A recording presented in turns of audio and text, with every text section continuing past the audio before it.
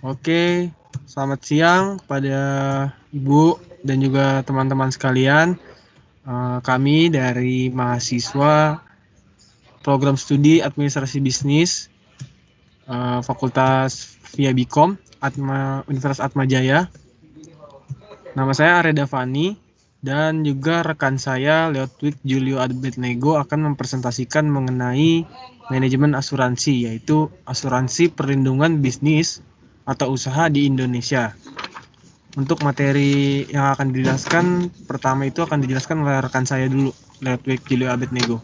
Dipersilahkan buat Leotwig.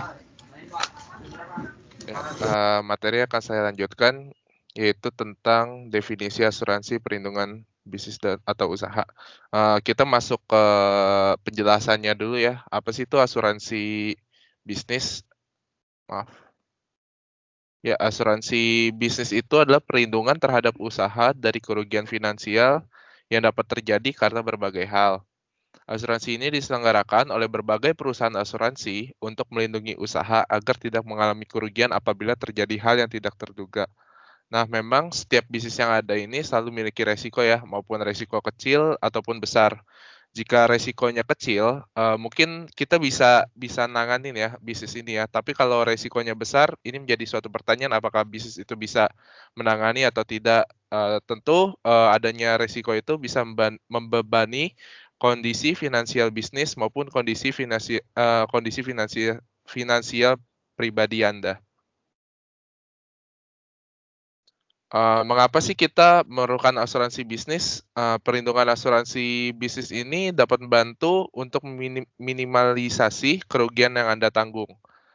Tadi sudah dijelaskan juga, kalau kita beruntung jika kerugian itu bisa ditanggung oleh perusahaan itu sendiri. Namun jika kerugian itu sangat besar hingga mengganggu keuangan perusahaan, ini bisa menghambat perkembangan dan pertumbuhan perusahaan bisnis yang dijalani.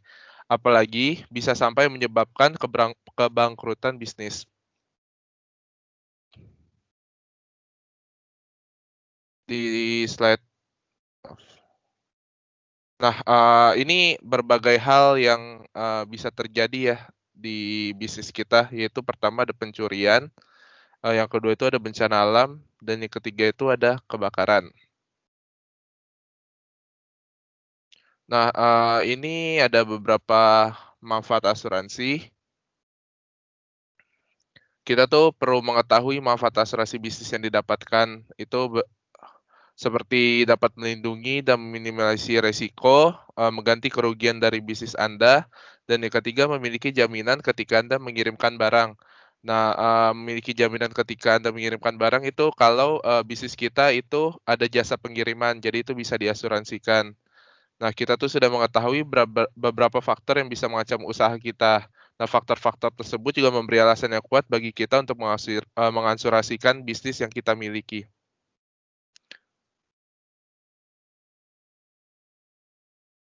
Selanjutnya akan dilanjutkan oleh teman saya, Arya Davani. Oke, kita masuk ke klasifikasi resiko. Bet, hilang itunya, PPT-nya.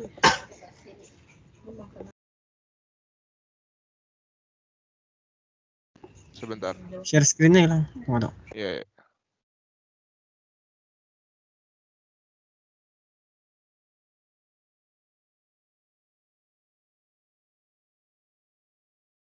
Sebentar. Udah kelihatan belum ya? Lagi loading. Oke, bisa langsung ke materi klasifikasi. Oke, kita masuk ke klasifikasi resiko. Mohon maaf tadi ada sedikit gangguan. Nah, jadi resiko itu tuh ada macam-macamnya, ada jenis-jenisnya. Jadi kita bisa bagi menjadi 4. Pertama itu ada yang namanya risiko murni, pure risk. Nah, risiko ini benar-benar murni, yang kalau terjadi itu pasti dia nimbulin kerugian. Tapi kalau emang dia nggak terjadi, ya kita nggak kenapa-napa juga. Kita nggak menimbulkan kerugian maupun keuntungan. Nah, artinya dalam pengertian resiko murni ini, kerugian ini pasti bakal terjadi. Selanjutnya itu ada risiko spekulatif risk. Nah, risiko spekulatif ini masih mengandung dua kemungkinan jika peristiwa yang dianggap risiko tersebut benar-benar terjadi. Kemungkinannya ya bisa rugi, bisa untung. Ini makanya dinamakan spekulatif karena ada dua kemungkinan. Contohnya seperti investasi saham di bursa efek. Nah, peristiwa investasi ini itu akan menimbulkan risiko spekulatif. Di satu sisi ada kemungkinan kita untung secara finansial, tapi di sisi lain kita ada risiko kerugian juga. Nah, yang ketiga itu ada risiko yang tidak dapat didiversifikasi atau bisa disebut juga risiko fundamental, non-diversifiable risk. Yang mana risiko yang fundamental ini dipengaruhi oleh sejumlah faktor, misalkan kayak politik atau juga misalkan ekonomi, kebijakan negara segala macam. Itu juga bisa mempengaruhi ruang lingkup masyarakat yang luas. Misalkan jika kita lihat dari faktor politik, misalkan secara nasional negara kita politiknya sedang tidak bagus dengan negara luar, atau mungkin hingga menimbulkan peperangan. Nah, itu kan akhirnya yang terdampak itu secara nasional tuh. Jadi semuanya itu pasti bakalan kena, bakalan kesulitan, bakalan mendapat risiko kerugian. Atau mungkin seperti faktor ekonomi, misalkan resesi, atau mungkin bisa kemudian inflasi juga. Nah, itu kan semuanya bakal terdampak gitu senasional. Itu makanya disebut risiko ini mempengaruhi ruang lingkup yang luas. Nah, selanjutnya itu ada risiko yang tipe risiko yang dapat didiversifikasi atau risiko strategi, risiko khusus. Nah, risiko yang khusus ini, risiko yang dapat didiversifikasi ini merupakan risiko yang mempengaruhi ruang lingkup individu atau kelompok yang ruang lingkupnya kecil. Jadi nggak semuanya yang terdampak. Misalkan cuman perusahaan doang. Yang waktu itu orangnya datang ke sini. Yang terkena itu cuman perusahaan atau individu. Misalkan kayak individu tuh misalkan kayak kecelakaan atau mungkin dia sakit segala macam. Misalkan kalau perusahaan, ya perusahaan dia aja gitu yang mengalami kerugian, nggak bakal perusahaan orang lain. Nah, nextnya itu ada tipe-tipe resiko. Nah, resiko ini tuh bisa dibagi jadi 3 tipe.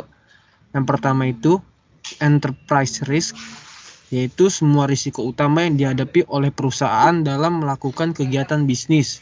Nah, risiko yang dihadapi perusahaan tersebut mencakup risiko murni, risiko spekulatif, risiko strategis, risiko operasional, dan risiko keuangan.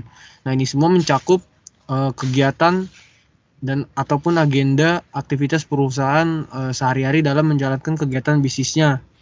Yang pastinya risiko-risiko ini akan termuat ke dalam agenda-agenda tersebut. Inilah yang dihadapi oleh perusahaan. Yang kedua itu ada financial risk. Ini adalah risiko yang mengacu pada ketidakpastian karena perubahan yang merugikan. Misalkan, ini juga perubahan yang merugikannya ini dalam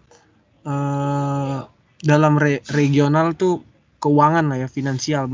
Misalkan kayak kurs mata uang atau mungkin valuta asing, atau mungkin perubahan harga bahan baku segala macam. Nah, ini nih merupakan ketidakpastian dari perubahan yang bakal menimbulkan risiko terhadap finansial dari perusahaan. Yang ketiga itu ada systemic risk. Nah, systemic risk ini adalah risiko runtuhnya seluruh sistem atau seluruh pasar di mana kegagalan satu entitas atau sekelompok entitas dapat mengakibatkan kerusakan seluruh sistem keuangan dengan skala besar.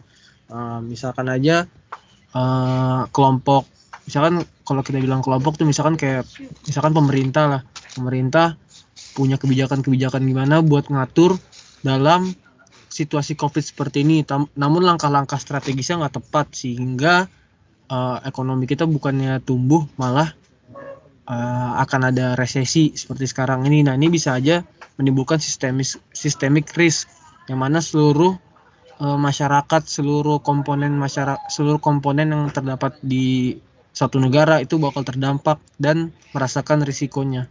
Nah, ini disebut systemic risk. Selanjutnya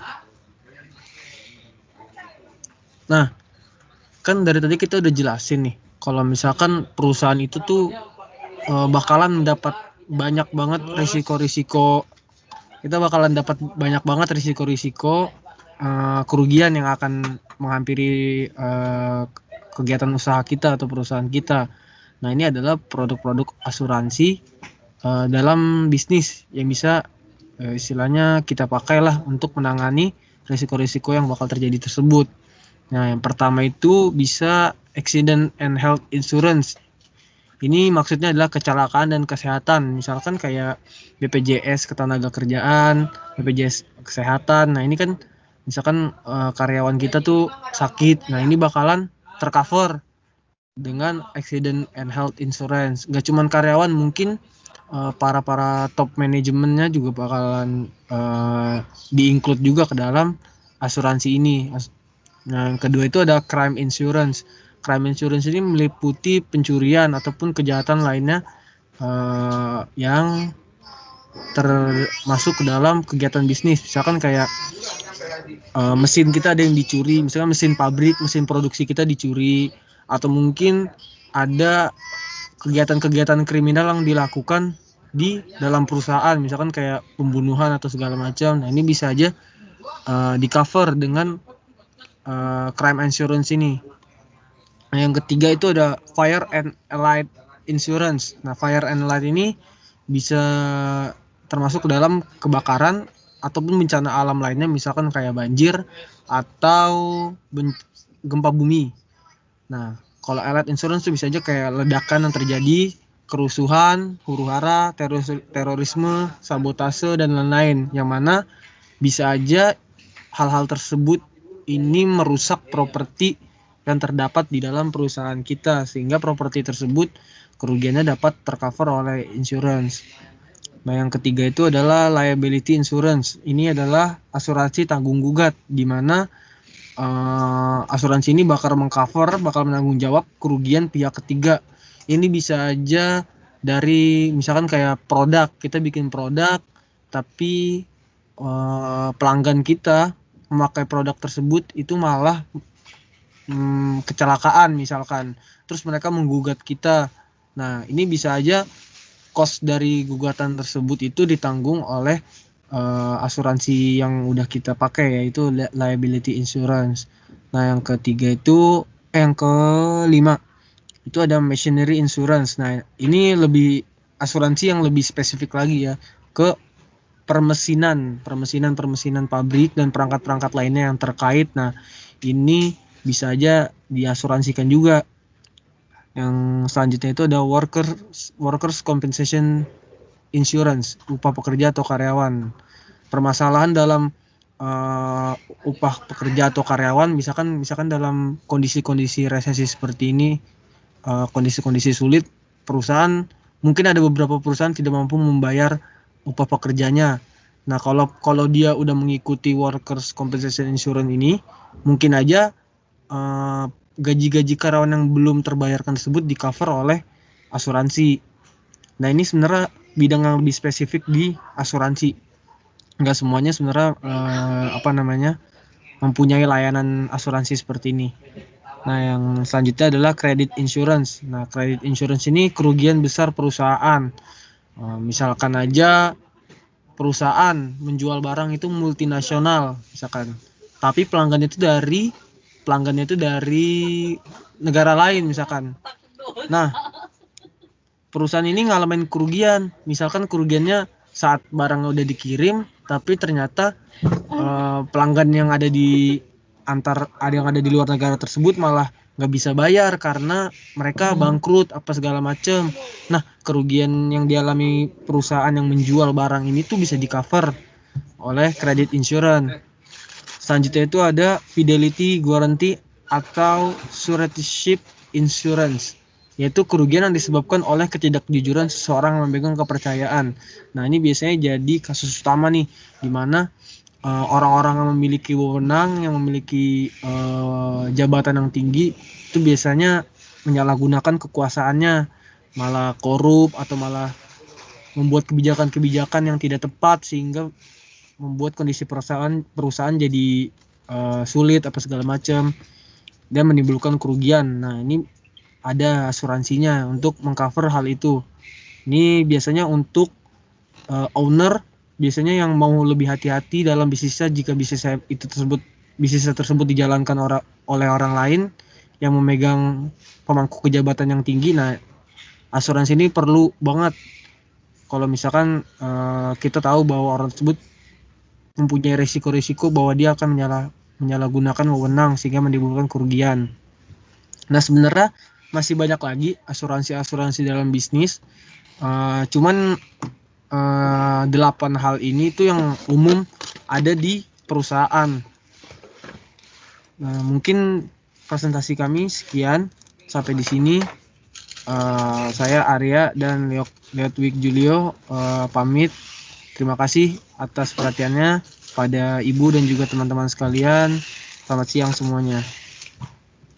Aduh, dia datang. Mana dia?